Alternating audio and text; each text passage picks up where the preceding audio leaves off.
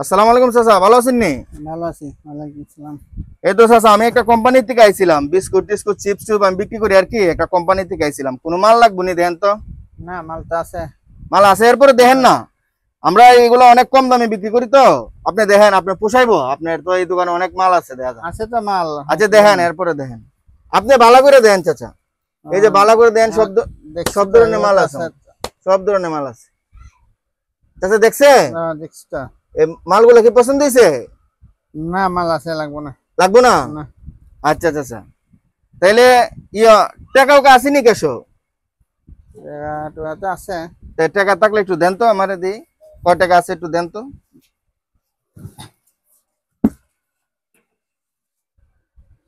N তো ভালো টাকা, মোটামুটি ভালো টাকা। আরো আসেনি টাকা? আছে। দেন তো, দেন তো। এনে তো ভালো টাকা আছে। চাচার টাকা কি আরো আছে? টাকা আছে, বাংতি টাকা আছে। আছে, বাংতি টাকা আছে। আচ্ছা দেন তো, দি বাংতি টাকা কই আছে, দি দেন তো। একবার 2 টাকা নোট। আচ্ছা, আরো আসেনি? ওইটাতে 1000 টাকা আছে, দেন তো ওইটাতে। আছে তো, বাংতি লাগবো আমার। সমস্যা নাই, আমার দেন, আপনার তো লাগবেই। হ্যাঁ দেন, বরেন, এটা বরেন, আরো বরেন। এই যে আরো দেখা যায়, এটি বরেন, বরেন বরেন, সবটি বরেন। মোটামুটি দোকান তো ভালো বেচে কিনা। হ্যাঁ বরেন। আচ্ছা আচ্ছা, দেন দেন। আর নাই কিছু? না। চাচা মোবাইল মনে আছে? মোবাইল কি আছে? আছে। দেন দেন তো, দি মোবাইলটা দেন তো। আপনি বাটার মোবাইল চালায়? ও, আর কোনো মোবাইল নাই? আর কোনো মোবাইল আসেনি? একটা আছে আমার ছেলের আছে, দি দি দি, দেন তো, দেন তো। ছেলেরটাই তো দরকার।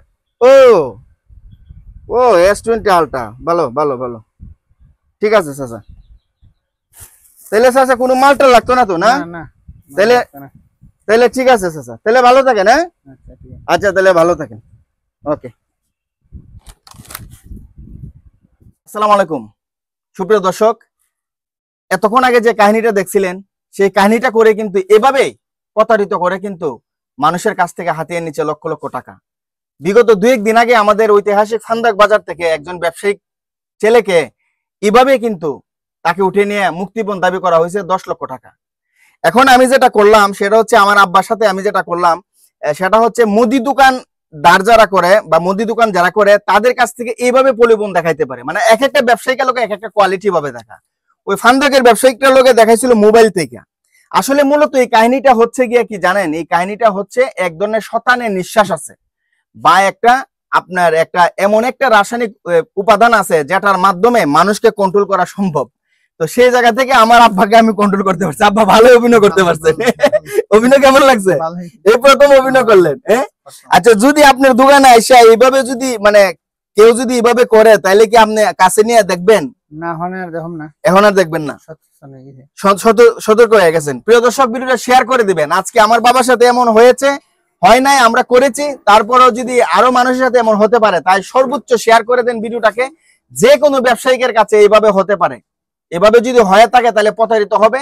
কারণ এই শতানের নিঃশ্বাসটা নেওয়ার পরে 2-3 ঘন্টা পর্যন্ত আপনি যে কোনো মানুষকে কিন্তু আপনি বসে নিয়ে যেতে পারবেন, বা তাদের বসে নিয়ে যেতে পারে। এই দেখেন, আমার ভাই খালি নতুন ফোনটা কিনছে, S20 আলটা, সেটাও আমি নিয়ে নিছি।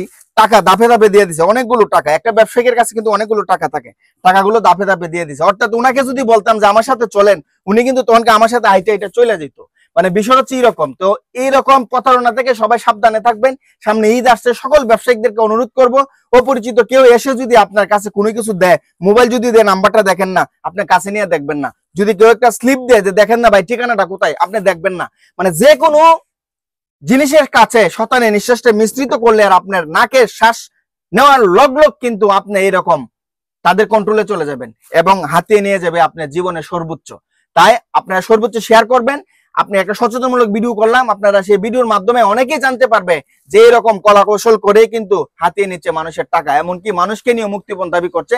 2-1 দিন আগে কিন্তু আমাদের ফান্দাকের একজন বিশিষ্ট ব্যবসায়ীকে নিয়েও কিন্তু 10 লক্ষ টাকা মুক্তিপণ দাবি করছে। তাই আব্বা তো সতর্ক হইলেন। এখন যারা সচেতন হয়েছে না, তাদেরকে কি বলবেন যে এরকম ফাঁদে যাতে পা না দেয়, এরকম যাতে না হয়। আর ভিডিওটা সবাই বলেন শেয়ার করে সবাইকে ছড়িয়ে দিত।